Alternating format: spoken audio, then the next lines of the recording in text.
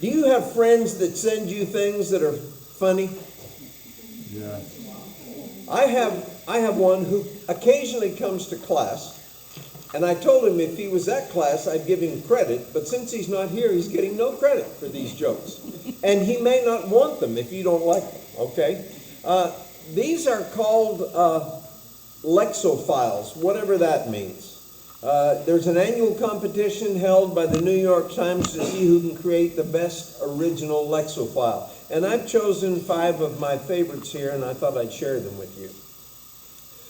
A thief who stole a calendar got 12 months. I know. You start slow and build. A dad joke. I love the last one. So, if you don't, then you have a problem. A dentist and a manicurist got married. They fought tooth and nail. Sorry.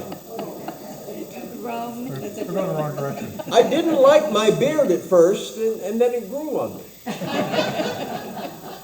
Apparently, that one was a little better. I'm reading a book right now about anti-gravity. I can't seem to put it down. And my favorite, I know a guy who's addicted to drinking brake fluid. He says he can stop at any time.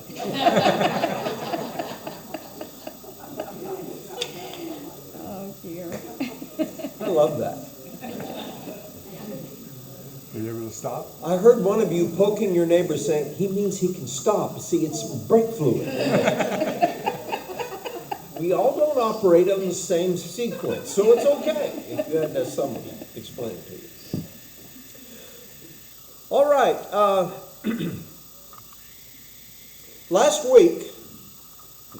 Last session, our author introduced the idea of living by faith.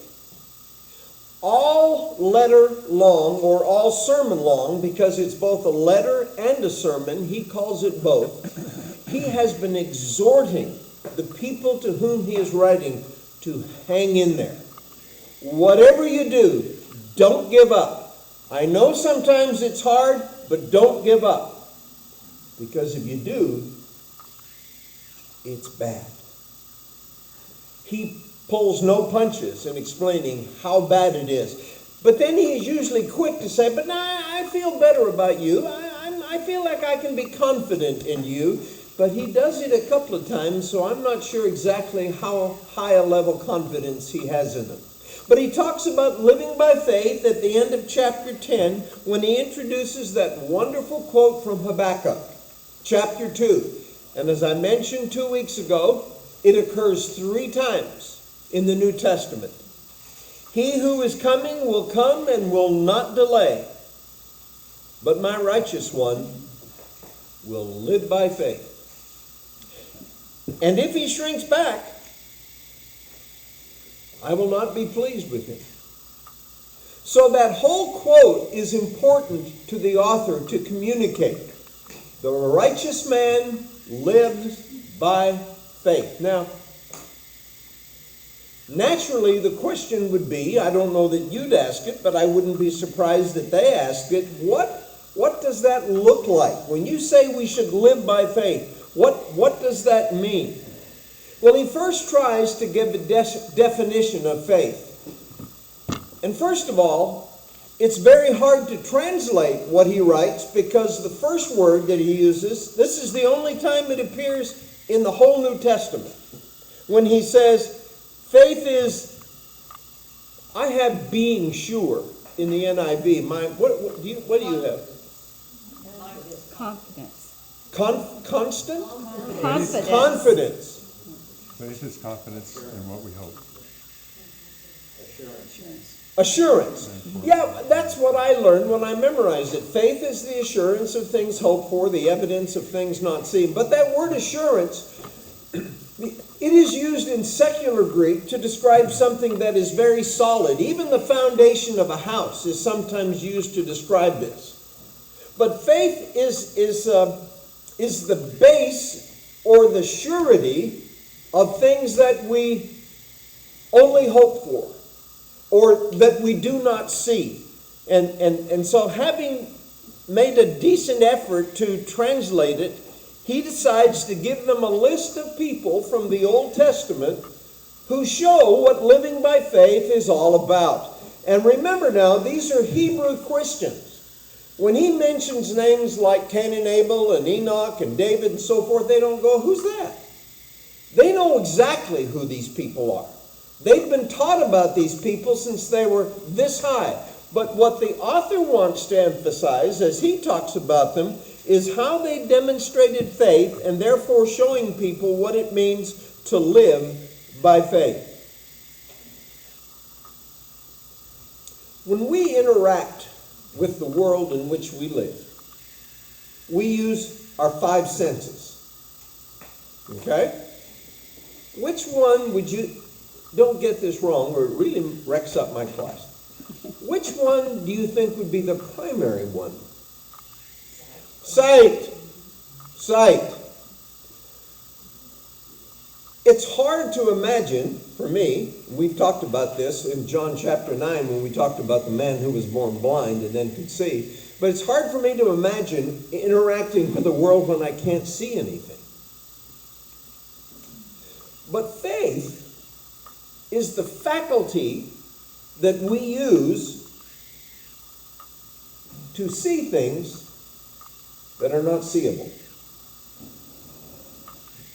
You remember that? Faith is that faculty that allows us to interact with a world that is not seen. And we'll talk a little bit more about that in the context of these various examples that he gives.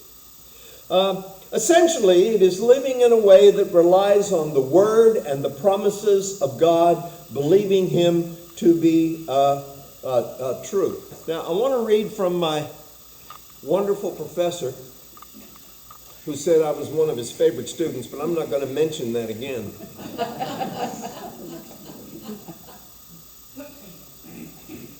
Because I think this is really good. In describing chapter 11, he says, faith in chapter 11, then, is faith in God, primarily faith in all of his declarations, whether past or future, etc. At times, faith shades into faithfulness. Faith is the opposite of falling back. It is the staying power. It is the courageous spirit that enables a man or a woman to choose hardship and duty over ease and safety. This, in the long chronicle of heroes given here, the author stresses three characteristics, particularly in the lives of people of faith. Number one, my glasses aren't working well, dear. I'm sorry to hear that. Their unfaltering trust in God. Number two, their vision of the invisible. And number three, their power to press on in hope. And we'll see all of those qualities in the people that he lists in chapter 11 as we look at it. Now, first of all, he says, by faith, we understand that the universe came into being by the divine edict of God. By faith, we see that God created the world. I was going to make a joke about Paul, but I'm not going to now. I've changed my mind. Just kidding, Paul. Listen, we dare not make statements about the age of the world or the earth that really are not biblical ideas. But here's the fact. Nobody was around when the world came into being. People who believe in the Big Bang Theory do so, they say, on the basis of science. And it all starts with this little particle. And they have absolutely no explanation for where the little particle came from. And here's the thing. Christian people believe in the eternity of God and not the eternity of matter. Does that make sense? I mean, did that thing always exist? And, quote, scientific people have a hard time going, no, that doesn't make sense how it could always exist. But they really don't talk about it. But we believe that there is a God who has always existed, and he was the one responsible for creating the universe by simply speaking it into existence. How many of you remember those books that came out a number of years ago? They were very popular for a while, called Magic Eye books.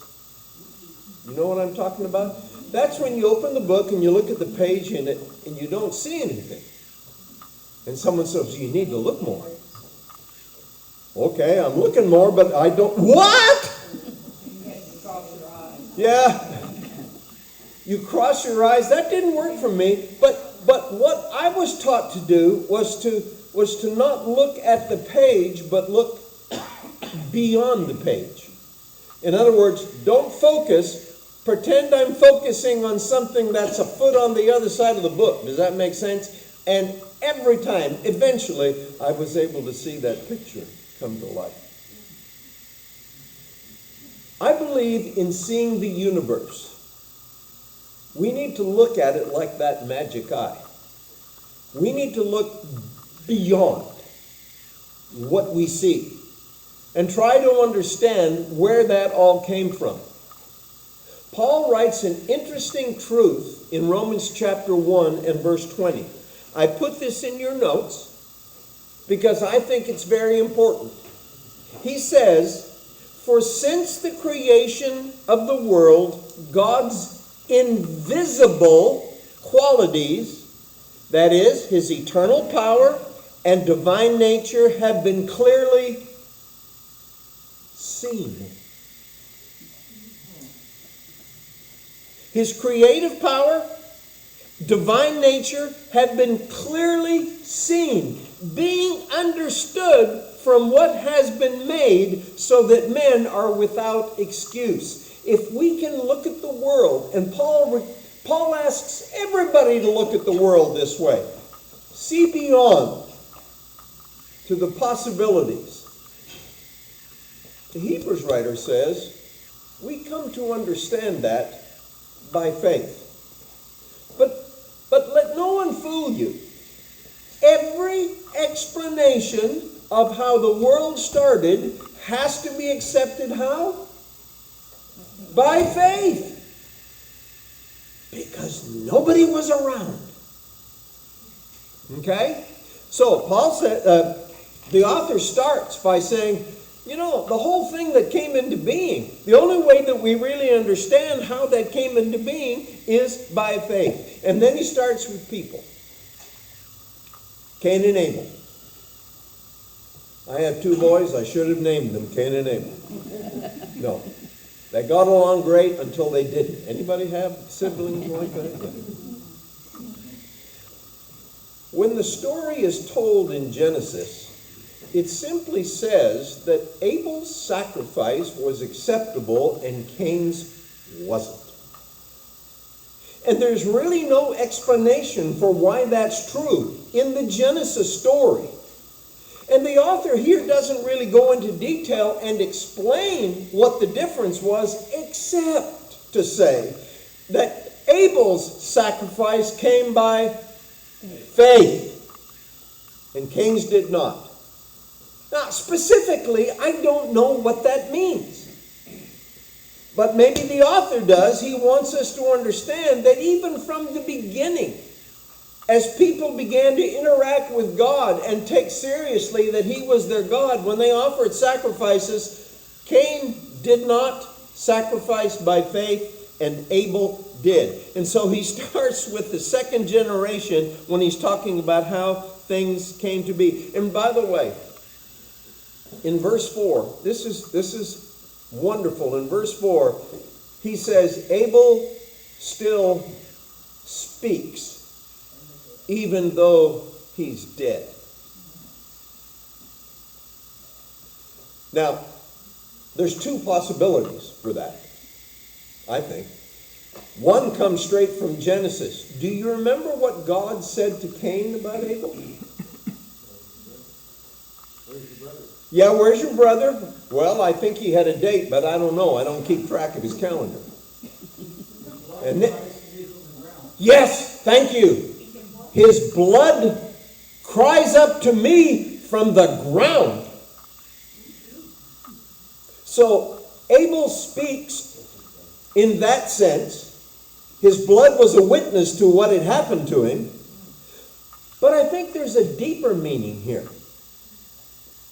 Abel still speaks because there are generations of people who read about his sacrifice that came as a result of faith. And it's a little early to make application, Paula. But that is true for every single one of us.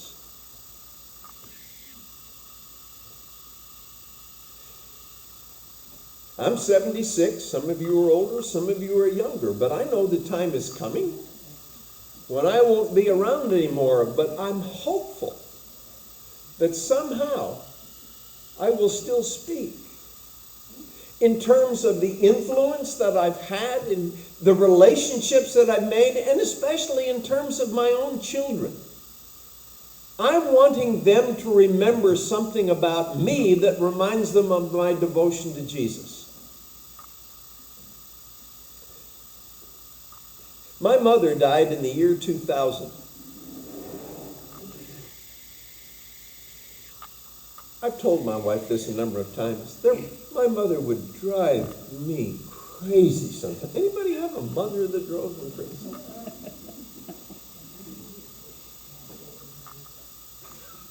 But let there be no mistake in your mind that I owe much of the reason for being a Christian and a minister of the gospel to my mother.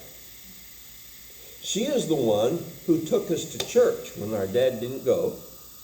He later became a Christian at 77, but no rush.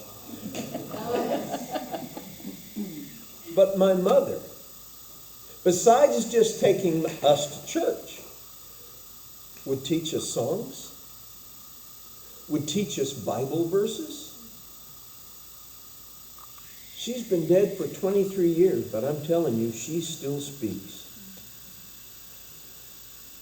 She taught me the song, do you know? I washed my hands this morning so very clean and white, and lent them both to Jesus to work for him till night. It has 3 verses, but I won't. But my mother taught me that. And she, like Abel, though dead, still speaks. Now I want you to think of something. You want your voice to still be around after you're gone. You want to still have an influence and impact. You want to be remembered for what you said and what you did that brought people closer to the Lord, right? Remember that. Even though he is dead, the author says, he still speaks because his example of faith is here on display for everybody to see. Okay, then we come to a fellow named Enoch. And unless you study the Bible very much, you might not even know who Enoch is. He appears very early in the Bible in Genesis chapter 5. Now, the author here doesn't say anything about his faith. Did you notice that? But it said, what did it say about him? He didn't die, but what does it say in his relationship with the Lord? By faith he was Okay. Who said that? He pleased the Lord. He pleased the Lord. Now, going back to Habakkuk, remember the quote? He says, if he shrinks back, I will not be pleased with him. Clearly, Enoch did not shrink back. He lived by faith his whole life. In fact, God just took him.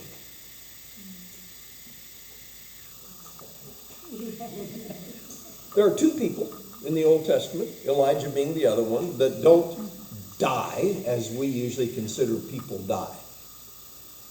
But let me tell you something about Enoch. It wouldn't take you very long to read about Enoch in Genesis. 4 verses. 4 verses. And here's what it says about Enoch. He had kids.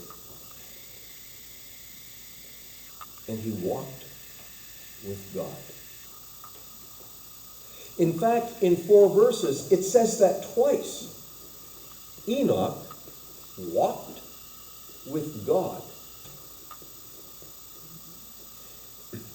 I've given my wife a suggestion as to who I'd like to do my funeral. But is that not a good idea? There's no telling who she'd pick. But who knows? I may outlive him. He's about he's a little younger than I am, but who knows? I don't know. But you know what? Of all the things they could say about me, I can't imagine anything more wonderful than to say he walked with God. Do you remember that passage from the Old Testament prophet Micah? We talked about it a couple of weeks ago. What does the Lord require of you but to act justly, to love mercy or kindness, and to walk humbly with your God? Wow.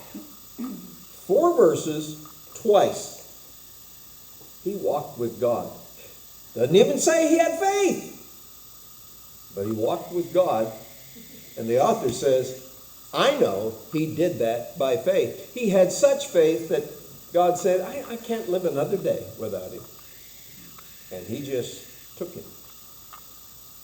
Can you imagine? The guy went out for milk and never came back.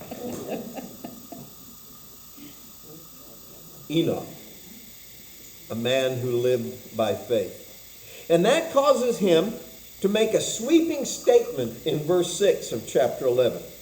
He says, and without faith, it is impossible to, that's the 3rd time impossible has been used in Hebrews. It is impossible to please God, because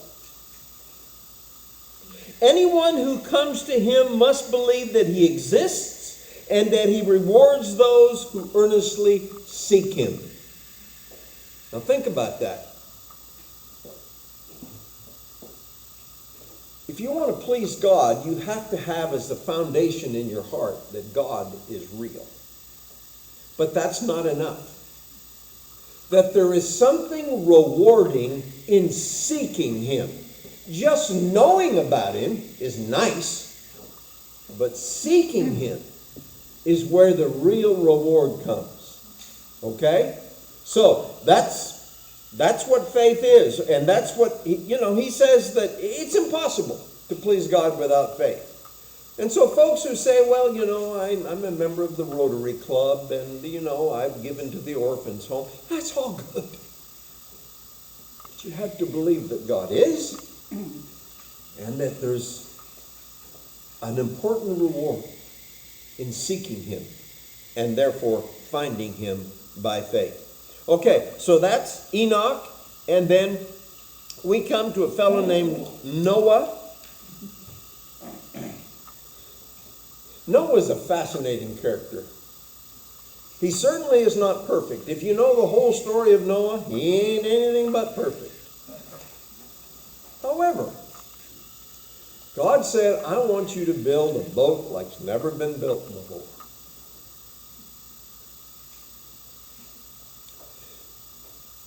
And the way Genesis tells the story, it is quite likely that it had, never rained. The ground was, anyway. But it hadn't rained. And so, when Noah starts building this boat, along with his building, do you know what else he does? He preaches. I don't know if he did that in his off hours or when. But he preached to the people living around him, confronting their wickedness and telling them that it is going to rain. And that's almost like the problem we had this summer, Rain. Now, I've heard of rain. I read a track about rain, but what does it look like? These people would not know. And you can almost imagine how they made fun of Noah and his family, building this giant boat. No, there's a lake about 20 miles from here, but you're going to have a hard time pushing that thing. But when the rain came, and the people began to beat on the doors of the ark, they knew that what God said was true. How did Noah know that what God said was true? By faith. And you can see throughout here, it's almost consistent that faith and obedience can be one and the same. I want you to build an ark. Okay. He does what God tells him to do, even though he doesn't understand how in the world this boat is going to do anybody any good. But he finds out. And he's one of the great faith characters that's mentioned here in the scripture. And then we come to maybe the great faith guy. I do know what time it is. We're going to be done by 9, easy. Abraham. Abraham is the father of the nation and was a man who lived by faith. And there are so many examples in Abraham's life of demonstrating that faith. The first one, of course, is God says, Abraham, I want you to move. Okay, where? Well, I'll show you. If I'd tried that with Paula, wouldn't have worked. I want to know exactly where we're going and what it looks like when I get there. I'm guessing, people say, I wonder what Sarah thought. Well, maybe Sarah wasn't told. I don't know. But Abraham says, we are moving, and God is going to show me the place. I'm going to show you a land. I'll let you know when you get there. And to make that kind of a move takes an incredible amount of faith. Secondly, when he reached the promised land, how much of it did he own? For the most part, none. Except, some of you will remember, he bought a little tract of land that had a cave on it. The cave of Machpelah. Do you remember? And what did he use that for? To bury his wife, Sarah. And Joseph later on would say, you know what? There's a cave up there near Mamre. That's the name of the town, but it's the plot and the cave of Machpelah. That's where I want my bones to go. So Abraham does not live as a resident. He lives as an alien and a foreigner in that land. God's going to show me this land. Well, here's the land, but it's not mine. But he continues to listen and follow God anyway. Then the next thing, he accepted the promise of a child when his body was as good as what? Dead. No hands. His body was as good as dead, and Sarah's womb was shriveled up and the dust blew. Anyway. Now listen to me, because I want to be fair. Abraham and Sarah's faith is not perfect by any stretch of the imagination. Do you know that they both laughed when they got that news? Everybody emphasizes the fact that Sarah laughed. And when God confronted her, she said, I didn't laugh. Don't you lie like that, Paula. And God said, yeah, you did. I heard you. But Abraham also laughed. Well, the prospect of them having a child at this point, all of their eggs were in the Ishmael basket. I guess eggs was a bad... Anyway. But God said, no, not Ishmael. There's a son coming, and Sarah will bear him. And it says that Abraham believed God. And by the way, in the Old Testament, when it says, and Abraham believed God, you know what the second part of that sentence is? And it was credited to him as righteousness. Wow. His faith was credited as righteousness. And then the final phase of that was when God said, I want you to take Isaac and take a 3-day journey to a place and put him on an altar and sacrifice him to me.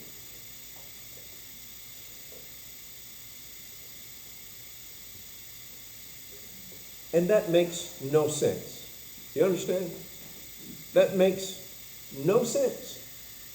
And when they've traveled 3 days, Abraham takes the boy and says to the 2 men who have come with him, you stay here, the boy and I are going over there to make a sacrifice, and then we will be back.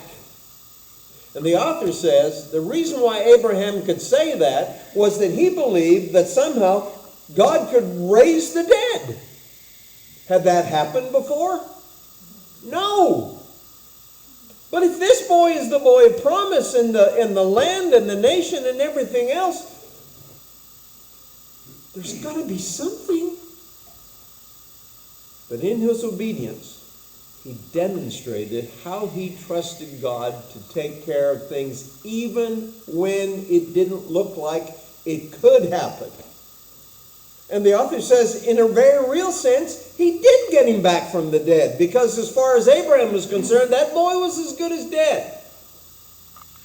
But he brought him back to the other 2 men, just like he said he was going to. Now, in verse 13, it says that all these people were still living by faith when they died. It wasn't just a bout of faith. It was a way of life faith. They were all living by faith when they died. Why is he telling the Hebrews that? Because that's what he wants them to do. He wants them to be living by faith even to the time when they die. And I love what we read in verse 16 of chapter 11. Turn there with me, verse 16. All these people died. And then it says about them, instead, they were longing for a better country, a heavenly one. And therefore God is not ashamed to be called their God, for he has prepared a city for them. And now he begins to fill in some of the specifics of what it means to live by faith. Because they're looking for another country that has a capital city. And God is the one who builds it. And somehow, no explanation, somehow they sense that and they know that. They all died in faith at the end, but they were looking for a better country and a heavenly one. I don't have time to talk about Joseph. He just said, hey, look, guys, one of these days we're going out of Egypt. Take my bones. Take my bones and put them in the cave of Machpelah. He did that by faith. And then Moses, I really don't have time to talk about Moses because I've taken too long. I shouldn't have read the jokes, Paula. That was my problem.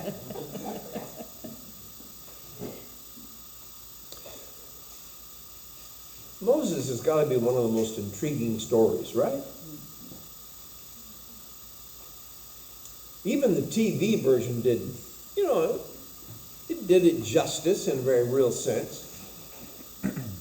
Moses lived in Egypt at a time when the Hebrew children were about to be put to death, the males.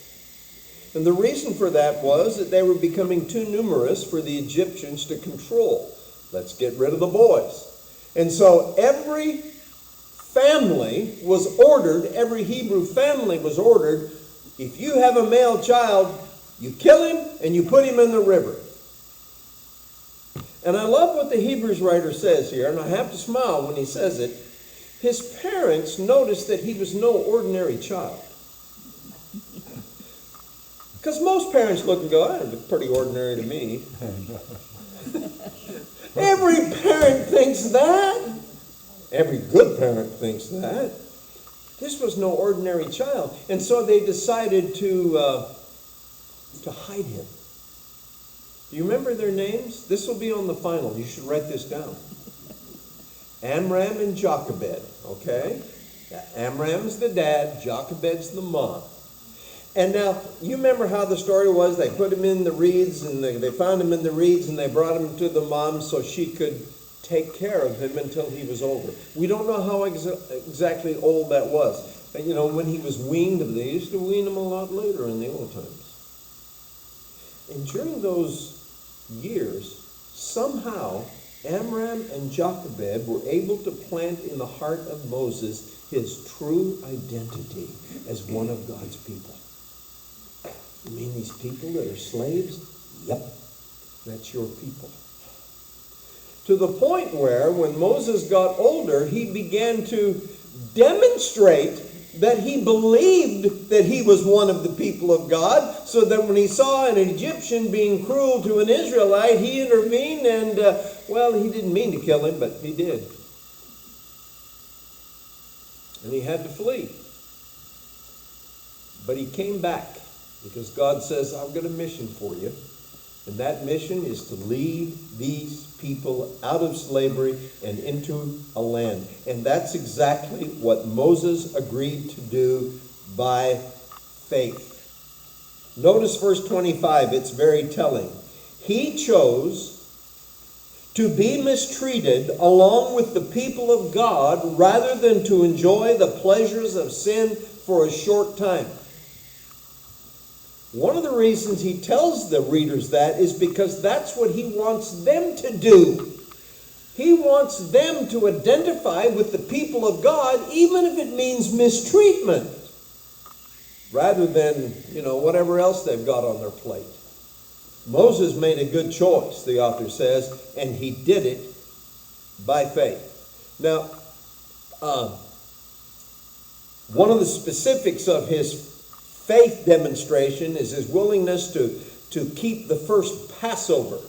And most of you know what that is. God says, I'm coming through the land, and every Egyptian household is going to lose its firstborn. But I want the Israelites to put blood on the lintel and the doorposts, so I'll know which house is theirs and I'll pass over. You remember that? I'm going to tell you something that I hope you already know. God doesn't need that blood to tell where the Israelites live. Right? I mean, he's not going down the street. No, was that 206 or 209? That may be what I would do. But God knows exactly where the Israelites live. What's with the blood there? It's for the Israelites to demonstrate that they believe what God said. God said, to be safe, we'd have to put the blood there. And when they did, that's exactly what happened. But it allowed them to demonstrate their own faith in being willing to cooperate, being willing to be obedient to God, and do exactly as he had warned them. I'm hurrying. Rahab,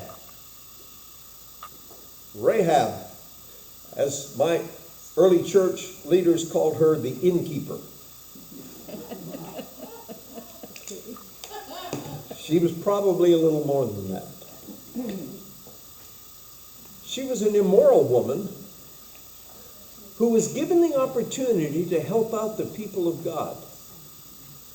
The spies that Joshua had sent in to check out the land had come to her house and said, would you hide us? We're Israelites.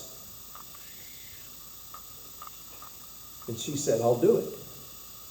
Now, it's not just blind faith. It's not just, because these two guys are cute. She says, I heard what happened at the Red Sea.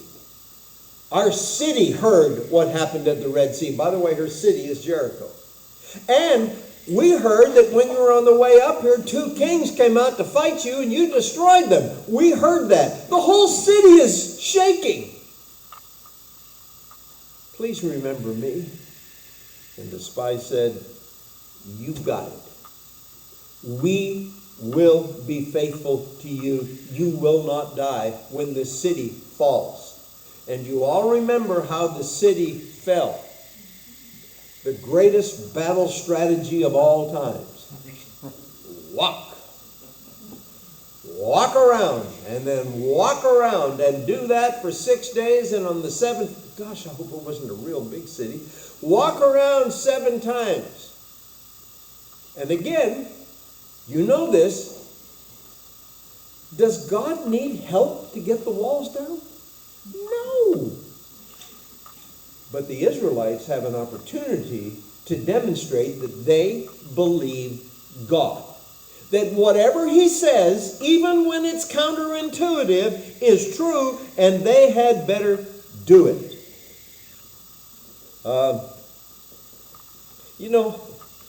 David just barely gets a mention. I'm going to take him to task one day about that. I mean, shouldn't he have mentioned the sling and the giant?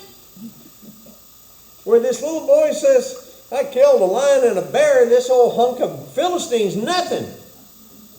That's in the Texas translation, okay?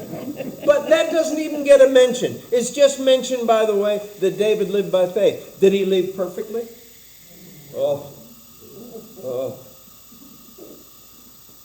Whoa, not even close. But the author doesn't go into that. It's not for his purpose. He's not talking about God's forgiveness. He's talking about people of faith. And so he mentioned David as being a man of faith. Now, I'm going to read some verses real quick, and you can follow with me if you have your Bible. In verse 32, and we're going to read to the middle of verse 35. And in these verses, it appears that the faith of these people was immediately rewarded. Okay? And what more shall I say? I don't have time to tell about Gideon. Isn't that like a preacher?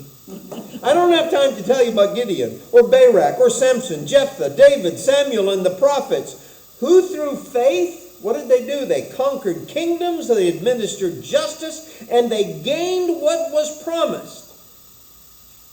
And escaped, just a minute.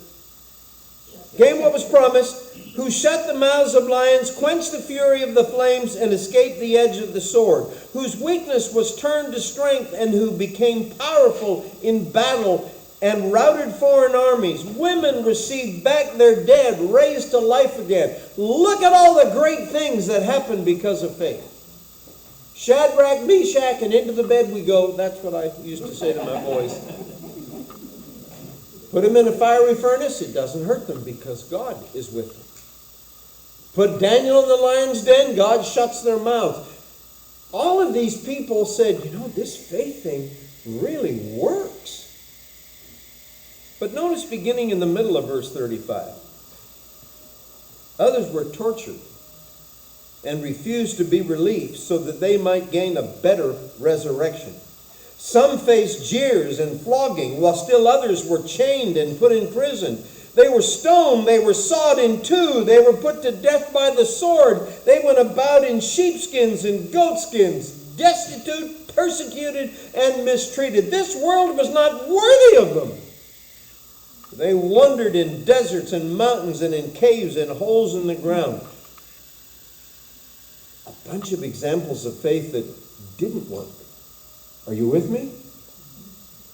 In the previous ones, the lions' mouths were shut, the fires didn't burn. These people, some of them even got sawed in two.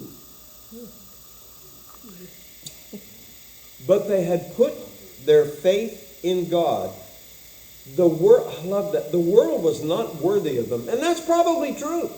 They were godly, righteous men living by faith, and women too. And by the way, in the good ones, I forgot to mention, it says that some received their dead back.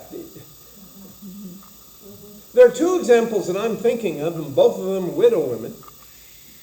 One of them was helped by Elijah, and one of them was helped by Elisha. It was the Shunammite woman and the widow of Zarephath. Elijah and Elisha brought their sons back to life. But he says something that these folks were looking for a better resurrection. Did you see that? Is one resurrection better than another? Yes. Exactly. Lazarus was raised from the dead. That was a good resurrection. Jesus was raised from the dead. That was a better resurrection. And you know why? Because he wasn't going to die again. Lazarus got 6 more years. I don't know, I made that up. But he died again.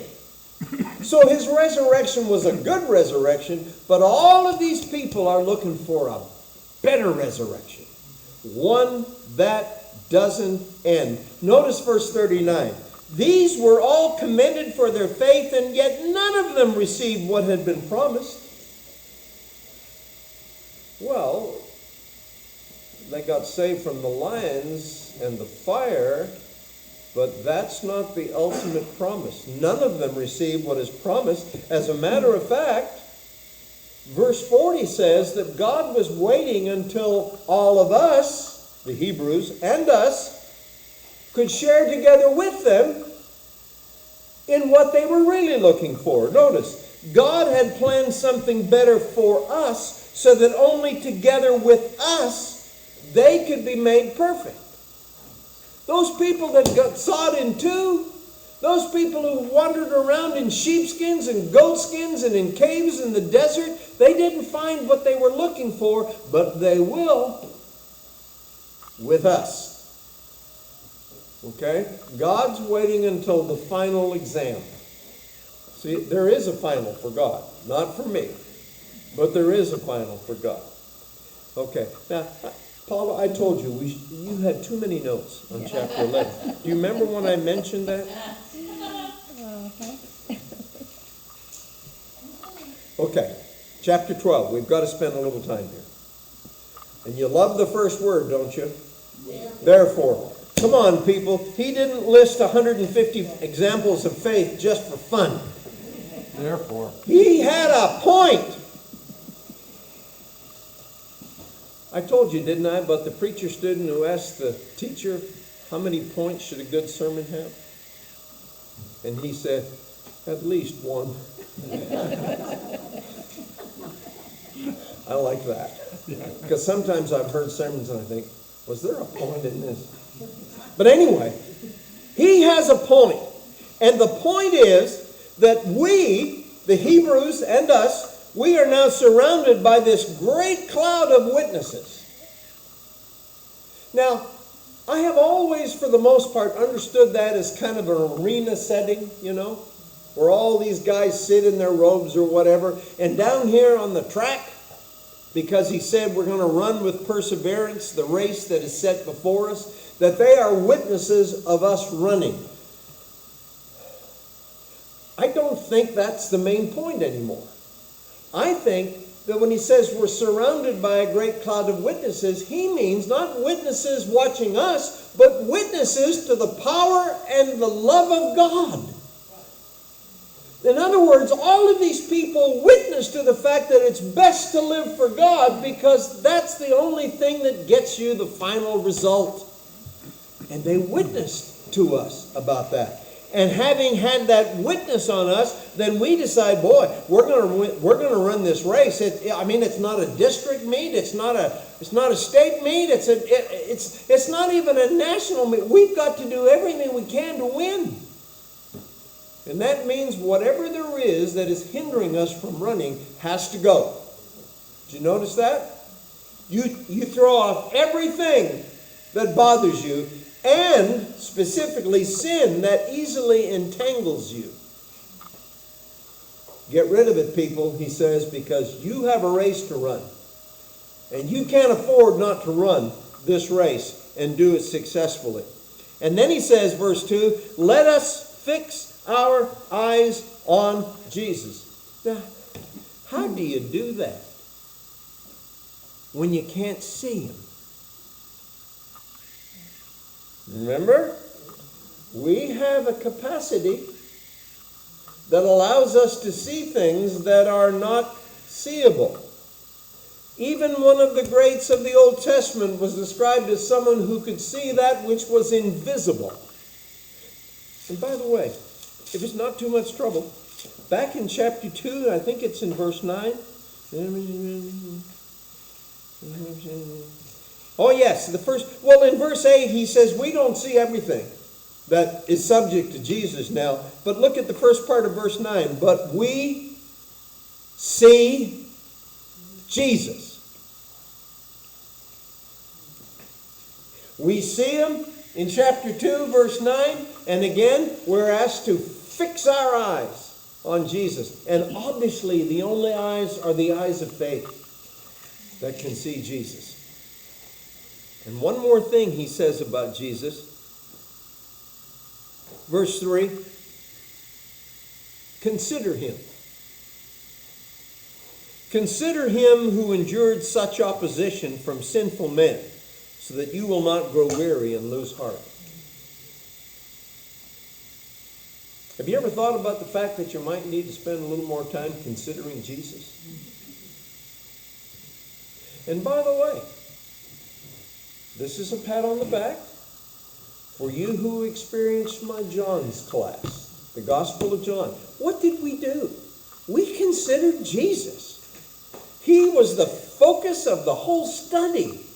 And we saw the horrible things that happened to him. And that's what he says. He endured such opposition. And when you see him, we don't want you to lose heart. Because he is, after all, the pioneer and the champion of our faith. Consider Jesus. I'm going to read you two of the least favorite verses in all of the Bible. 1 Peter 2, 20 and 21. How is it to your credit if you receive a beating for doing wrong and endure it? But if you suffer for doing good and you endure it, this is commendable before God. Not quite done. To this you were called, because Christ suffered for you, leaving you an example that you should follow in his steps. Christ suffered, and he did that so you would have an example. Now you know how to suffer. You look at Jesus, and you see how he suffered. And that he did that to give you an example. So Jesus himself was inspired by all of those folks who are heroes of faith in the Old Testament. I'm here to do your will, oh God. Now, there's one final thought, basically just one. First of all, he says in verse 4 that things could be worse. He says, yeah, you've been persecuted, but not to the point where you've had to shed blood. I mean, when you know about Jesus and what happened to him, I mean, you're not anywhere near that. And you have forgotten that word of encouragement that addresses you as sons. And now he decides to quote from a very famous passage, Proverbs 3, verses 11 and 12. This is a quote that they would be very familiar with. My son, do not make light of the Lord's discipline, and do not lose heart when he rebukes you, because the Lord disciplines those he loves, and he punishes everyone he accepts as a son.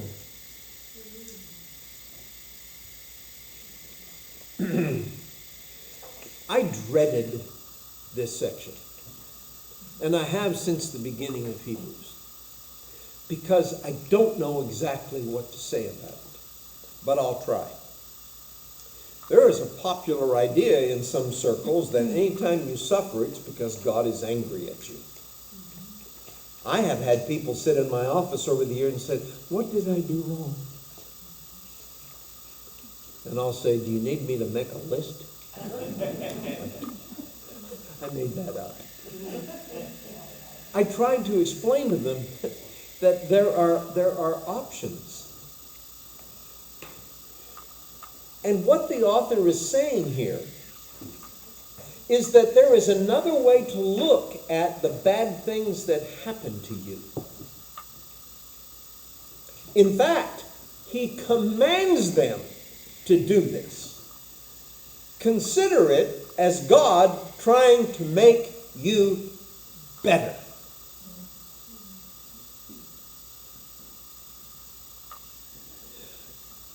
I feel like that has happened to me. Paula says, I wish he'd made you a little better even than this. But anyway, I feel like that there have been times when God's reproval of me was because he cared about me And he wanted me to be a better person and have a better life. Verse 7 says, here's the command, endure hardship as discipline. Next time something bad happens to you, think of it as God trying to make you better. Instead of going, why do I have to suffer like this? Say, wow, it's great to be a son or a daughter of the living God. He cares enough about me to try to make me a better person. God is treating you as sons, he says. What son is not disciplined by his father? I know I discipline my boys. Did a great job sometimes and not so good at other times. Maybe you feel the same way. But God always gets it right. He said, you know, if nothing ever happens to you to make you a better person, maybe you're kind of illegitimate. And by the way, in the first century, maybe like today, illegitimate children got nothing in the inheritance.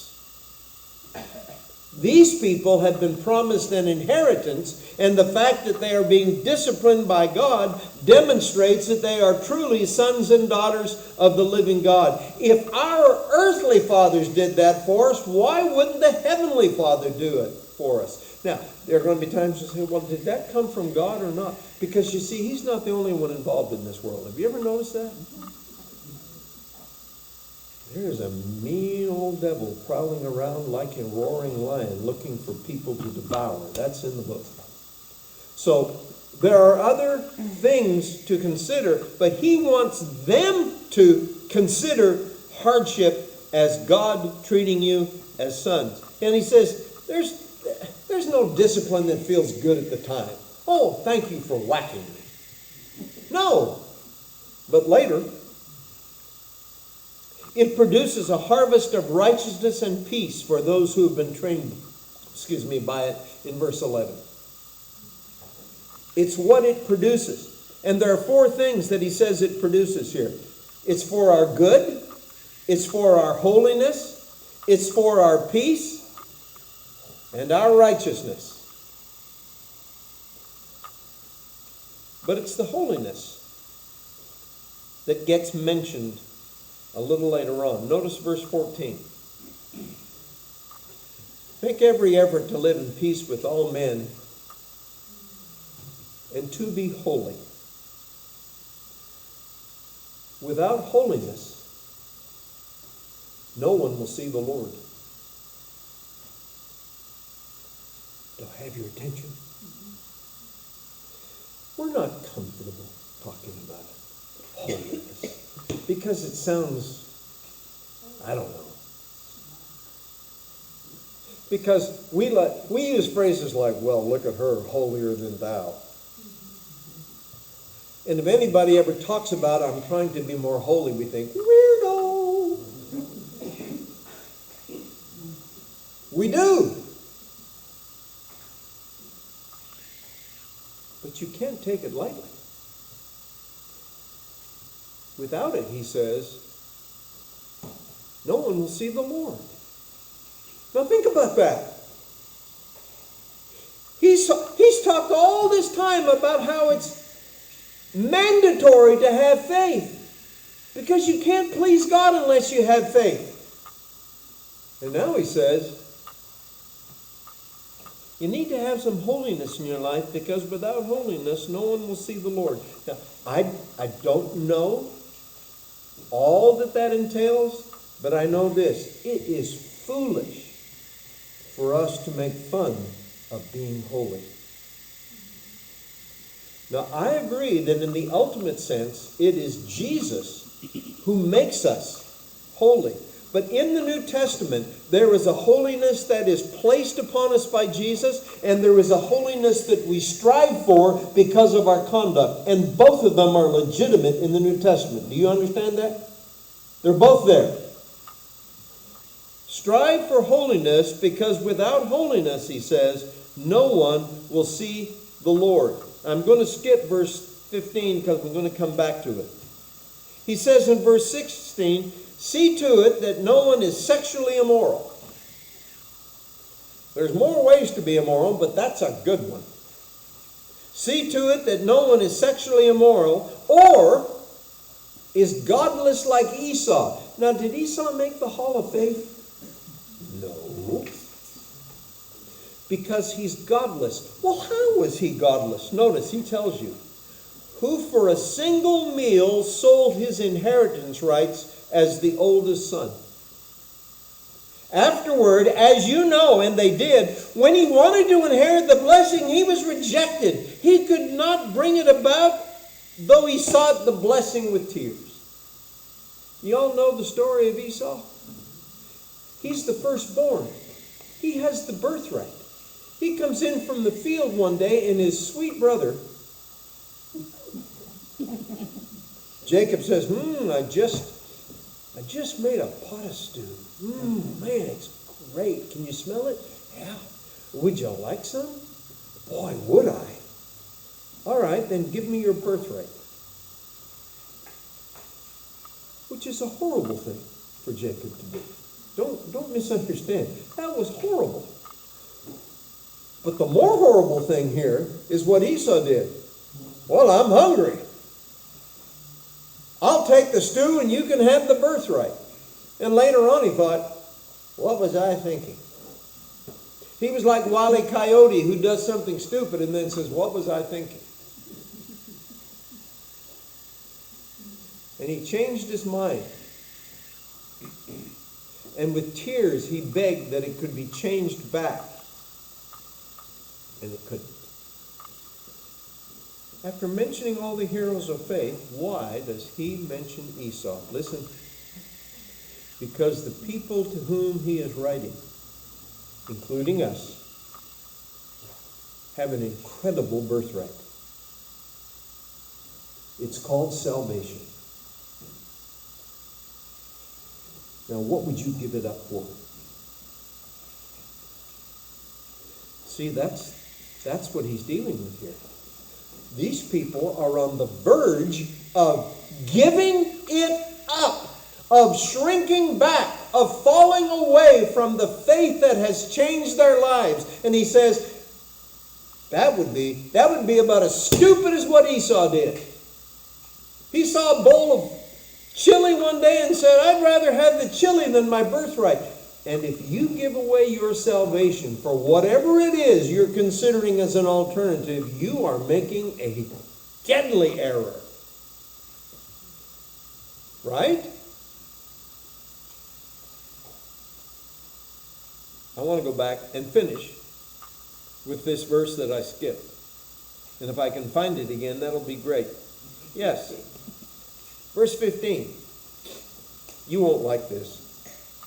See to it that no one misses the grace of God, and that no bitter root grows up to cause trouble and defile many. Now, in the context of Hebrews, you know what the root of bitterness is? It's the tendency to leave the faith.